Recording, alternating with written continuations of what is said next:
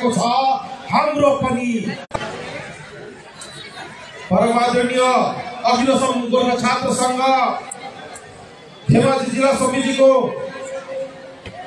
11औं द्विवार्षिक अधिवेशनको उपलक्ष्यमा आयोजित आजको यस मूल सभाका सम्माननीय सभापति सोमराज पुरीज्यू, यहाँ उपस्थित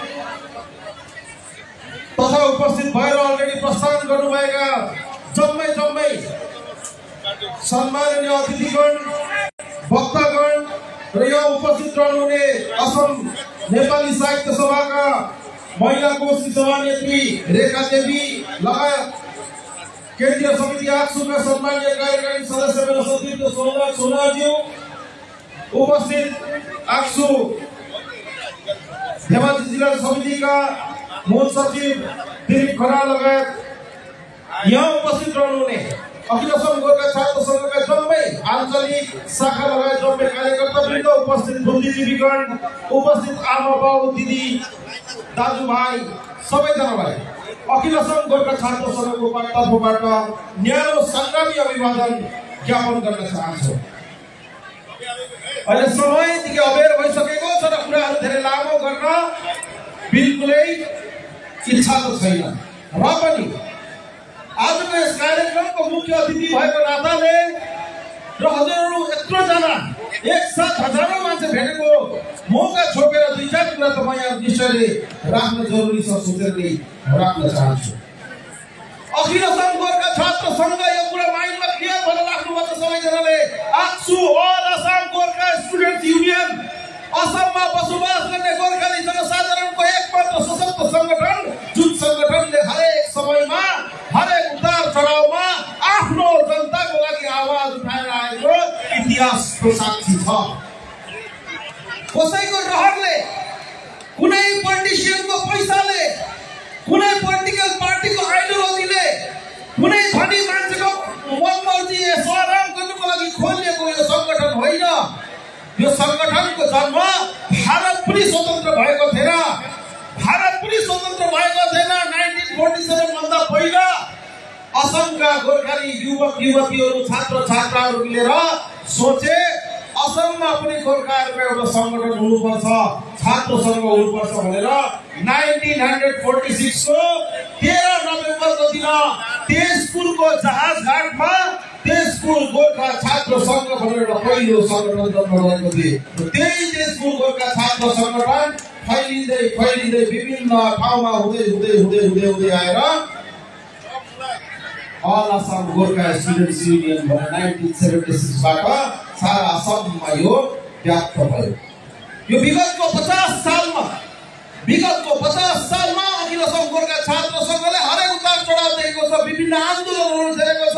हरेक समयमा हरेक परिस्थितिमा आफ्नो जनतालाई रक्षा गरेर, आफ्नो जनसाधारणलाई रक्षा गरेर उनीहरूको हक अधिकारको निम्ति बोली खोलेर आएको कारणले नै विभिन्न हुरी चले, विभिन्न बतास चले, विभिन्न हुन्डरी आयो, विभिन्न आन्दोलन भयो, विभिन्न धम्की आयो, विभिन्न बन्दुक पड्क्यो र पनि असममा सबैले गोर्खा जनसाधारणहरू ठिङ्ग छाती फुलाएर उभिन सकेको छ भने केवल मात्र अखिल असम गोर्खा छात्र संघ जस्तो सशक्त संगठनले असमको गोर्खा जनसाधारणलाई गाइड गरेर लिएर आएको छ, दिशा निर्देश दिएर लिएर आएको छ। त्यस कारणले यो सम्भव भएको छ।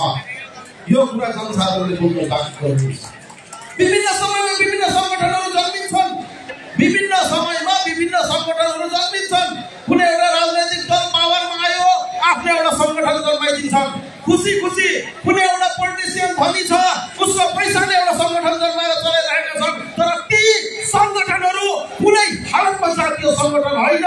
जातीय संगठन भनेको जनताको मुटु छिरिएर निक्लेको संगठन हुनुपर्छ, उसले खाँचो अनुभव भएर जन्मेको संगठन हुनुपर्छ। गाउँ घर मिलेर शाखा मिलेको संगठन चाहिँ जातीय संगठन हो र त्यो संगठनले सधैँ जातिको निम्ति, जातिको लागि सोचेर आएको हुन्छ। त्यसलाई नै हामीले जातीय संगठनको मान्यता दिएर कुराहरू सुन्नुपर्छ, कुराहरू त्यसरी सुनेर जानुपर्छ। हामीले आउँछन् विभिन्न प्रकारका विभिन्न समयमा मान्छेहरू निस्किन सक्छन्। कोही ठुलो कुरा होइन त्यो हो। गोर्खा शब्द व्यवहार गरी नामहरू खोलिरहेका छन्, नेपाली शब्द व्यवहार गरी संगठनहरू खोलिरहेका छन्। तर त्यो गोर्खा शब्द भन्दैमा त्यो गोर्खा जातिको कहिले पनि कर्णधार हुन सक्दैन। नेपाली शब्द मान्छेलाई गुटुमुटु पार्ने प्रयास गर्छौँ त्यो कहिले हुन सक्दैन। असममा संगठन भनेको अखिल असम गोर्खा छात्र सङ्घ, असममा संगठन भनेको असम गोर्खा सम्मेलन जस्तो संगठनहरू जुन छन् यो हो मूल संगठनहरू। असम नेपाली साहित्य सभाहरू मूल संगठनहरू। यी संगठनले हमेशै हरेक उतार चढावमा हरेक परिस्थितिमा यी संगठनले काम गर्दै गर्दै गर्दै गर्दै आएर आजको यो परिवेश र परिस्थितिमा पुगेको छ। एउटा मेच्युरिटी चाहिन्छ संगठनलाई। संगठनको हिस्ट्री हुन्छ काम गर्ने, के उद्देश्यले खोलेको संगठन हो। आज 50 सालदेखि जब संगठनले गरेर आएको कामको ट्र्याक रेकर्ड तपाईँले हेर्नुहुन्छ तब तपाईँलाई विश्वास हुन्छ कि यो संगठनप्रति हामी विश्वास गर्न सकिन्छ कि सकिँदैन भनेर। अचानक पाउनेको संगठनले त्यो तपाईँलाई आज एउटा कुरा भन्छ, भोलि त्यो कुरा फुलफिल नहुनु पनि सक्छ, भोलि तपाईँ मिसगाइड पनि हुन सक्नुहुन्छ। त्यसै कारणले म आह्वान गर्न चाहन्छु, केवल मात्र शिलापत्थरको होइन, केवल मात्र यो भेगको होइन, केवल मात्र धेमाजीको होइन, परन्तु समग्र असमको गोर्खा जनसाधारणलाई गोर्खा नाम दिएरै कुनै संगठन खोलिँदाखेरि त्यो गोर्खा जातिको कर्णधार संगठन होइन, त्यो गोर्खा जातिको सर्व प्रकारको हित गर्ने संगठन हुन सक्दैन, त्यो एउटा छद्मवेशी संगठन हुन सक्छ। त्यसै कारणले गोर्खा छात्र सङ्घ, असम गोर्खा सम्मेलन जस्ता संगठनको प्रति तपाईँहरूको दायबद्धता हुन जरुरी छ। किनकि यो संगठनले नै विगतको 50 साल 60 साल 70 सालदेखि असमको गोर्खाली जनसाधारणलाई बाटो देखाएर आएको छ। गोर्खा जनसाधारणको निम्ति आफ्नो सर्वोत्तम प्रकारको शक्ति प्रदर्शन गरेर रक्षणावेक्षण र सुरक्षा दिएर आएको छ। यो प्रक्रिया धेरै लामोदेखि निरन्तर चलिरहेको छ। हामी त केवल मात्र निमित्त हौ। आज हामी यो स्थानमा छौँ, हामीले दायित्व निर्वाह गर्छौँ, 2 साल 2.5 साल पछाडि हामी छोडिदिन्छौँ, अर्को आउँछ उसले दायित्व निर्वाह गरेर लान्छ। तपाईँहरूकै जिल्लाबाट हर्कबहादुर छेत्रीहरू जस्तो महान छात्र नेताहरूले आफ्नो काम गरेर बिदा लिएर जानुभयो। परवर्ती कालमा धेरै सभापतिहरू आउँछन् जान्छन्। प्रेम दमनजीको चिन अगाडि आउनुभएको थियो, प्रेम दमनजीको नेतृत्व लिएर जानुभयो। त्यस्तै प्रकारले आउँछन् जान्छन्, चलिरहेको छ। यो गतानुगतिक परम्परा हो।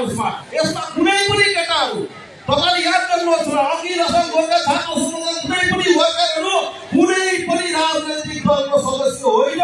यो स्पष्ट कुरा हाम्रो छ। कुनै पनि राजनैतिक दलको व्यक्तिले अखिल असम गोर्खा छात्र सङ्घको सदस्यता लिनु सक्दैन र मेम्बर हुनु सक्दैन भनेपछि एउटा पवित्र मनको युवाहरू नै अखिल असम गोर्खा छात्र सङ्घको सदस्य हो।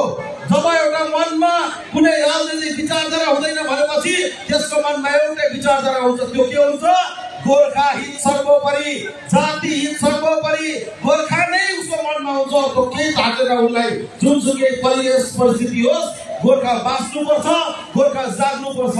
त्यही थ्योरीमा हामी काम गर्छौँ र अखिल असम गोर्खा छात्र सङ्घको प्रत्येक कार्यकर्ताहरू पवित्र मनको हुन्छ। कुनै राजनैतिक आइडियोलोजीद्वारा, राजनैतिक महत्त्वाकांक्षाद्वारा प्रेरित हुँदैनन् कहिले पनि। त्यसै कारणले तपाईँहरूले गोर्खा छात्र सङ्घमाथि विश्वास गर्न अत्यन्त जरुरी छ। यो यस्तो संगठन होइन आज यो पार्टी सरकारमा छ हामी चम्काउँछौँ, भोलि यो पार्टी सरकारबाट हटेर भने हामी डुब्छौँ भन्ने संगठन होइन। यो यस्तो संगठन पनि होइन आज फल्ना मन्त्री छ, फल्ना एमएलए छ, हामी बाँचिरहेछौँ, भोलि उडुङ्गे साथ हामी पनि डुब्छौँ भन्ने संगठन होइन। र त्यस्ता कुनै पनि संगठन छ भने ती संगठनको पछि नलाग्नुहोस्, अखिल असम गोर्खा छात्र सङ्घको पछि लाग्नुहोस्। म आह्वान तपाईँहरूको गर्न चाहन्छु। धेरै उतार चढावहरू हामीले पार गरेका छौँ। किन गरेका छौँ? किनकि यो हाम्रो मातृभूमि हो। हामीले उतार चढाव पार गर्यौँ, यस भूमिको लागि प्राण दियौँ, यस भूमिको लागि हामीले अवदान दियौँ। यो हामीले उपकार गरेको होइन, यो हाम्रो मातृभूमि हो, हामीले गर्ने पर्ने हो, हाम्रो कर्तव्य हो। त्यही कारणले हामीले गरेका छौँ। आज बैजन्ती देवी यो शहीद हुनुभएको छ। बैजन्ती देवीले कसैले उपकार गरिदिनु भएको होइन, बैजन्ती देवीले प्रमाण गरेर जानुभएको छ यो देशको माटो हाम्रो हो भनेर प्रमाण गर्न जानुभएको छ। यो हो हाम्रो उपलब्धि। हामीले कसैले भन्दा हामीले यत्रो गरिदिउँ आसामको लागि होइन, हामीले गरेका छौँ त हाम्रो मातृभूमिको लागि गरेका हौ।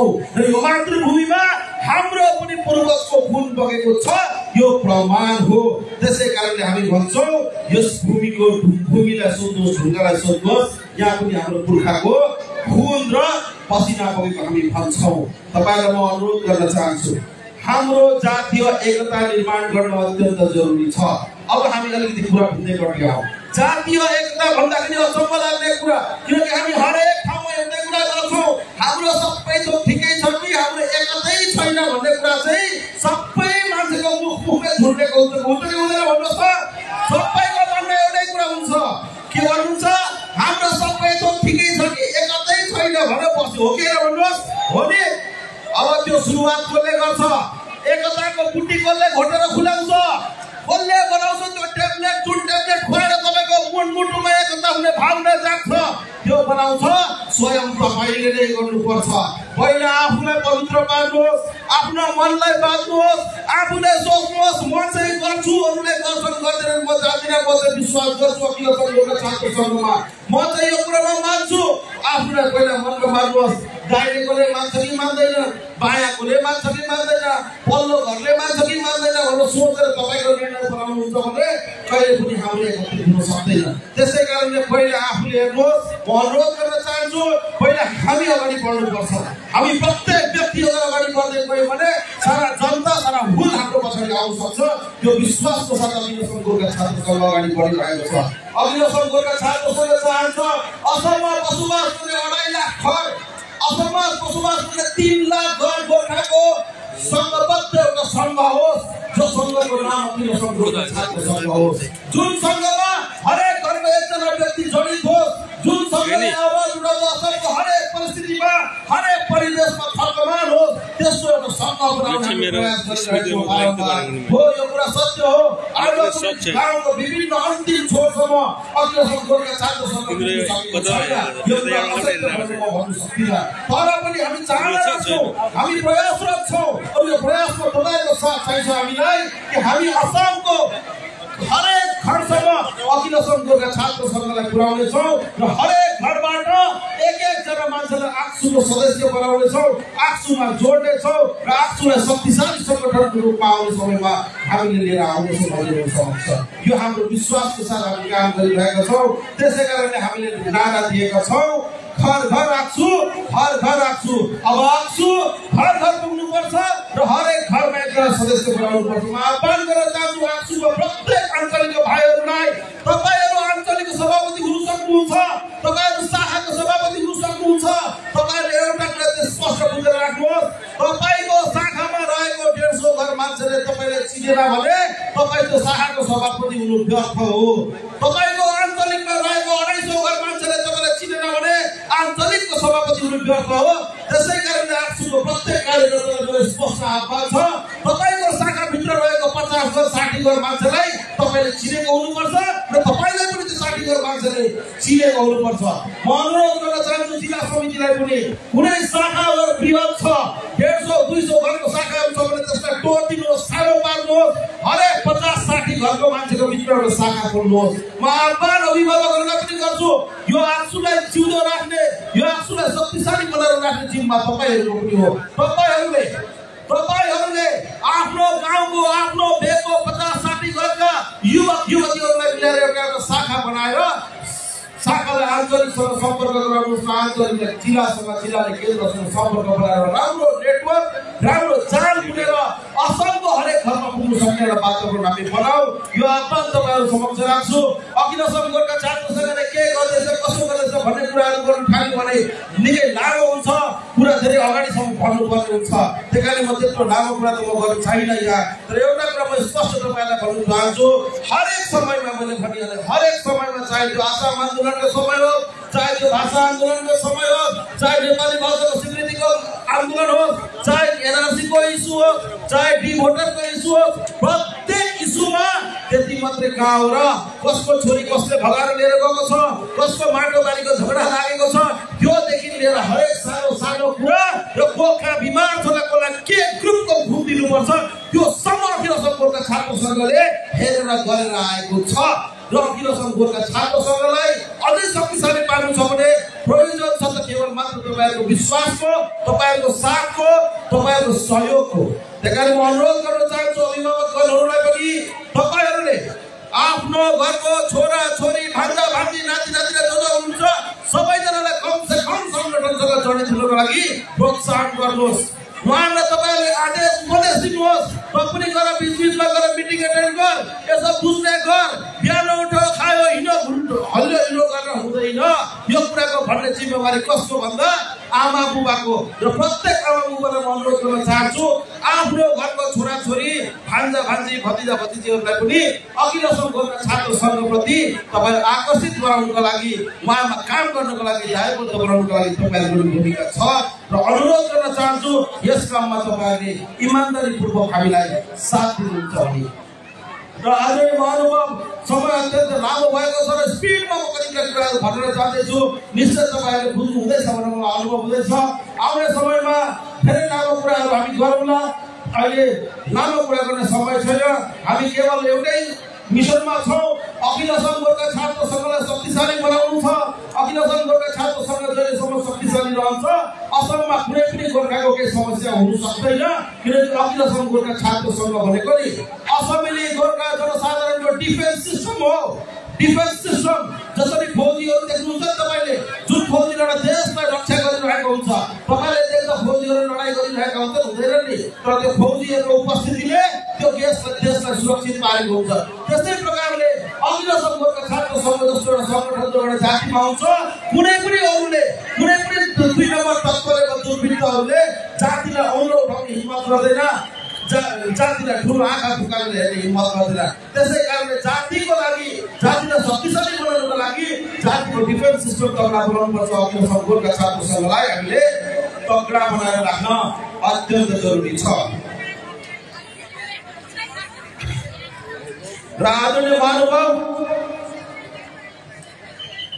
अखिल असम गोर्खा छात्र सङ्घको आजको यो शिलापथरको अधिवेशनमा सोमराजपुरी पुनः जिल्लाको सभापति निर्वाचित हुनुभएको छ उहाँको जन्मै टिमलाई म हार्दिक अभिनन्दन ज्ञापन गर्न चाहन्छु र आशा व्यक्त गर्छु समस्या जर्जर धेमाजी जिल्लाको प्रत्येक समस्याहरू समाधान गर्नुमा जिल्ला समितिले तत्परताले काम गर्छ भन्ने हामी आशावादी छौँ र साथै हामी पनि उहाँलाई आश्वासन दिन चाहन्छौँ केन्द्रीय स्तरबाट गर्नुपर्ने प्रत्येक काम धेमाजी जिल्लाको निम्ति हामी गर्न तत्पर छौँ केवल मात्र हामी सङ्घबद्ध भएर आसामको प्रत्येक 28 जिल्लाको गोर्खाहरू युनाइटेड भएर एउटा शक्तिशाली सङ्गठन हामी निर्माण गर्नेछौँ र असमेली गोर्खा जनसाधारणको जुन मुख्य दाबी छ गोर्खा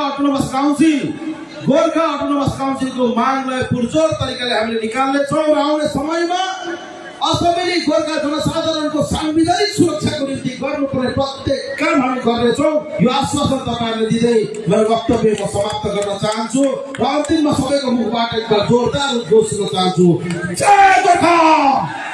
धन्यवाद।